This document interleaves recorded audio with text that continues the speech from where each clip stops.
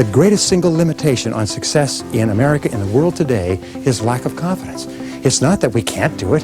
We have capacities and abilities beyond anything that we have ever thought of in our whole life. You know, if you used your talents to the full for the rest of your life, you would never even use a fraction of what you're actually capable of, based on all the research that's been done. We are right now functioning, according to Stanford Brain Institute, with about 2% of our brain power.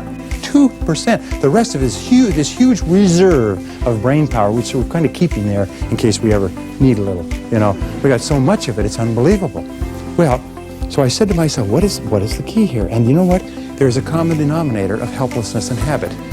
And the common denominators are fear and ignorance. Fear and ignorance. We're afraid.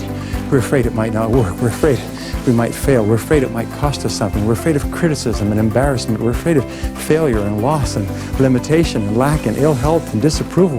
We're so afraid. The things that we would do if we weren't afraid are literally beyond belief. And we're afraid of getting out of the comfort zone because of what they might say.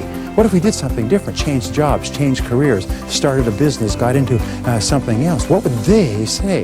You know, I was listening to a psychologist talking the other day. He says, nobody's ever been able to define who they are. But it's they out there. It's the great almighty they that's got us terrified. You know, it's a true statement. We say that when you're in your 20s, you don't care what people think.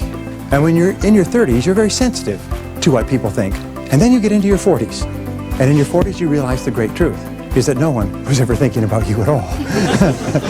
And that's the fact. Nobody ever thinks about us at all. And there we are. We're so terrified of doing what we really want to do because of what they might say or think. So we stay in that comfort zone.